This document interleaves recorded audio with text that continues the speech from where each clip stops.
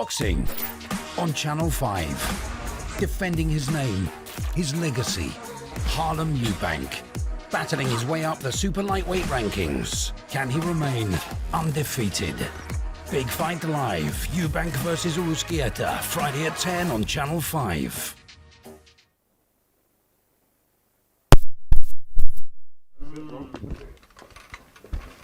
Razvan IFL TV proudly sponsored by Everlasting. With me, Lawrence Okolie. How was it tonight? It was tough, 13 months out of the ring. Had a really, really tough guy in there. I knew what he was capable of. I sparred the guy he just boxed, so I knew the guy could take power punches. But I was shocked. Hats off to him. He's come in. We've had our chat. Really durable guy. But you know what? A little bit of ring rust, but we push on for the next ones. Everyone I spoke to this week said that 4 to 6 rounds maximum. Spoke to Sugar Hill. He said he expected you to take him out early. In your eyes, why do you think it went the full 12 rounds? Well, I think the reality is the guy's 20-0. If you know boxing, you know pedigree. You won an Olympic, not an Olympic, Commonwealth silver medal, undefeated, beating a few undefeated guys. So a lot of people can look at someone who's got 1,000 followers and think that's an easy fight. But this is world level boxing. You don't become mandatory for no reason. So I just look at it. I never took him lightly. He took a lot of great shots. I know there's a few times I can remember in the fight where I've hit him clean and he's wobbling, but he just wouldn't go anywhere. So hats off to him.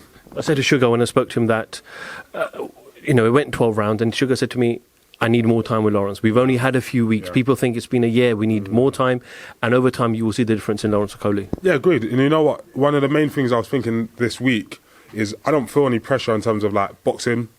To me, I know where my life began, and I know where I'm at right now, and I know the journey that I've been on, and I'm very, very proud of myself. I'm one of Britain's only world champions. I've come from McDonald's, won a British... You know the story already. And for me, I just wanted to do stuff that Sugar said. In the fight, there was spurts where I was doing it, and I could see it working. And I come back to the corner, I'm like, you know what? I've been out the ring for a while, and I could feel it. First time making weight in a year. But some of the stuff he did introduce, I could see it working. So for me, it's just, don't take too long out of the ring now. Get back to work, and then we'll push on for the next one. Few boos in the crowd. Did that affect you? Did you hear them? Of course, but for me, nothing affects me when I'm in the ring. I'm in there with a person trying to knock me out.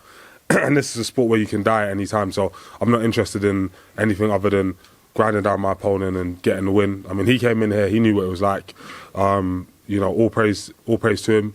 He gave me all of the respect in the world, and until you're in the ring with me, you don't understand how it actually feels. This is someone whose life could have changed with a victory, but he was unable to get the win. Lawrence, people have been critical of your style in the past and have that word negative associated with it.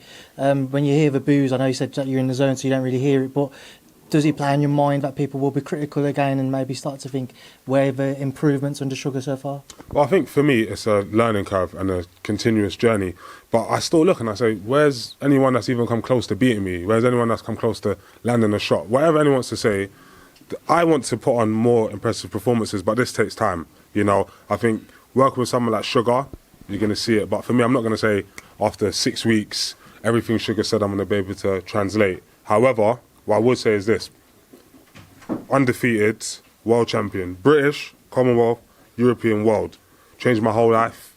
Very, very happy with where I'm at. And I'm very, very focused on the future. Lawrence, is it difficult to want to change your style, knowing how effective that your style can be? Because like you said, 19-0, and very 19-0. Yeah, I've got the switch. Yeah, go on. Very few fighters would be able to kind of work against how you can box. Is it difficult to get away from that, knowing that you could potentially continue to box like that and remain undefeated, become unified, if not more? No, definitely. There's stuff I want to work on. Definitely, because I keep saying, in the gym, there's stuff that I'm doing that is unbelievable. But I'm fighting that. Today I did a few moments of it, but maintaining it is a different thing. And I think that comes with, obviously, a little bit more experience, a lot more time with Sugar, and seeing the stuff that worked today and implementing it over and over again. I think this one was obviously a tough camp. There's a lot of stuff going on. I'm not here to make it. I'm ready to go for the next one. What was the thinking behind the ring walk music? What was it again? Hate me now. It's one of my favourite songs. Do you know what I'm saying? And for me, as I said, anything that goes, what everyone needs to understand, is I am, once again, from Hackney, worked at McDonald's, managed now to be a world champion. But like, I'm so happy and so blessed, and I thank God every day. When I wake up, I don't feel like negativity. I don't accept negativity into my life. All I accept is positivity. I feel very positive. The person I was most worried about is Sugar, and Sugar was like, give me time. I'm going to turn you into what I'm meant to turn you into. And for me, that's enough. You know, I go have a little rest and back on. And as I said, for me, no one has come close. No one has come close to beating me. You don't hear split. You don't see me getting knocked down. It's just there's certain moments I need to work on in terms of like maybe in close, because all of these guys have the same tactic of getting on my chest, and I need to work on how to push off and, you know, get some more shots off. But this will come with a bit more time. Lawrence, because you've only had a limited time with Sugar, do you believe now that you've shaken off this ring rust that your next fight will see a much more improved version of Lawrence Okolie, one that feels more at home with Sugar's style that he's trying to implement with you? Yeah, definitely, because Sugar's style is very tiring. I'll be honest with you, it's a very tiring style. It's like, it's so meticulous and so like, that's why when I saw Tyson Fury doing it in the gym, I was like, how's this guy keeping it going? Because there's particular movements, and when I did it, I hurt like every single time. There's a particular rhythm, every single time I did it, bang, he was hurt. But it was maintaining it's a very different thing, do you know what I mean? What's the biggest sort of learning lesson you've took from your time with Sugar? I spoke to him earlier and he said, I'm glad there's things to work on, or else why would I be here? So what's the sort of biggest thing you can take away from your time with Sugar that he's taught you so far?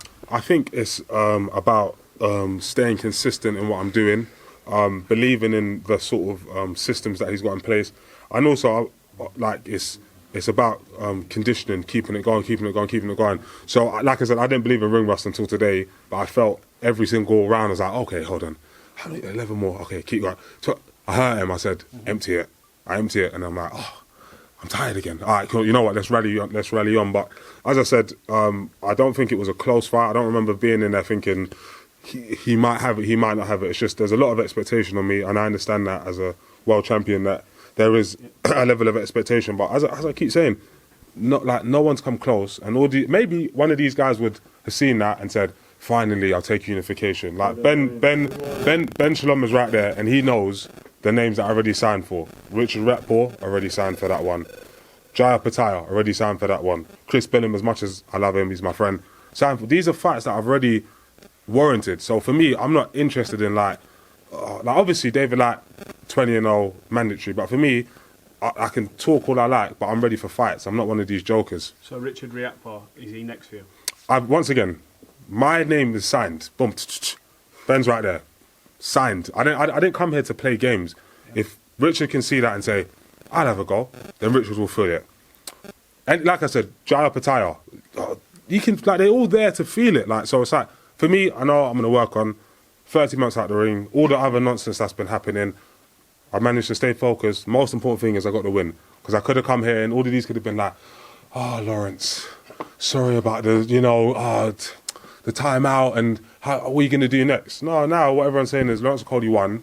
What's next? What can I work on? So for me, 19-0, very happy, very blessed, and on to the next one. Lawrence. Thanks for the clap in the back there. Cheers for that. Lawrence, as you talk sports here, we know you're proud of your Nigerian heritage. We saw that with your walkout last time with Israel Adesanya and Anthony Joshua. They're fighting soon. Would a fight in Nigeria ever be of interest to you? Yeah, that's obviously now Ben Shalom. He's promised that as well. Where is he over there? Yeah, we'll get something done before my career's over. That sounds good. And also, we've all seen it. What are your thoughts on Eddie Hearn's comments about you? I don't know, because I haven't kept up with it. But for me, it's like, fuck all them, man. Like, do you know what I mean? Them man are all, like, for me, it is what it is. I'm just ready for what's next. Like, for me, anything can be said outside the ring. It's about what I'm able to do in the ring. I got to win, and I need to push on to the next one. Yeah. Lawrence, you mentioned Guy up at and Richard Jackport. Yeah. How long will you wait for those big fights at cruiserweight before potentially thinking, you know what, I'm just going to move up to heavyweight here? Because that's been teased for quite a long time. I think it depends. Like, obviously, my strength coach Duncan's over there. It's been a long time since I've had, shout out to training. It's been a long time, like I said, since I've had to make weight. I've been not enjoying life, but I've been enjoying life. So, now obviously with being on Boxer, I'll be able to get back in quickly, and I won't get as heavy because I'm more active. So yeah, so for me, that's the most important thing, is being fit, being fresh. But like I said, I don't see why these fights aren't being made. You know, for me, since the beginning of my career, I've always just gone for it. You know, from Chamberlain, from Luke Watkins, all of these fights have just said, for me, whatever happens in my career, I'll always hold my head up high because I know, win, lose or draw, I tried my best. If David Latt was able to beat me today, I shook his hand and said, well done, mate. But for me, I'm not interested in like protecting O's, not fighting this one, not fighting that one, waiting for big money. I'm very, very happy with where I'm at in all walks of life, and I'm up for putting on the line anytime. Who's the most challenging one of the names that you mentioned? Who's the most challenging one in your eyes? Probably Jai, I think would be the most, because he's got very good feet and he throws lots of punches. So I don't know how he is on the inside. So for me, I feel like people like David Light and Cizak have a really good way of getting on your chest and making it into more of a maul. And I have certain positions. Okay, cool. He can't work no more. But I think at this point, because of the stigma, I need to work on other stuff to kind of break off and just get to work. But we're going to work on it. Not CBS because you know each other very well. Would that not be not CBS because you know each other very well? Obviously, you're coming off Shane McGuigan who knows you well. Yeah. So did that not pose itself a bigger problem maybe than Jai would? Oh, I wasn't even thinking of Chris. When we talk about fights, Chris is someone who I would fight, but I wasn't thinking of that. Chris would be a very tough fight because he's got good hand speed, works very well on the inside. Shane McGuigan's a master tactician, so I'd be very interested to see what kind of game plan they would have for me, definitely. Okay, thanks guys, that will be all. Thank you Yeah? very much. Alright, cool, thank you. Thank you. Cheers. About 16, 17. We nick their guilt rings. Right, the bouncer's guilt ring. This is no good for me. That's the reality. If you want the honest truth, and I see it every day,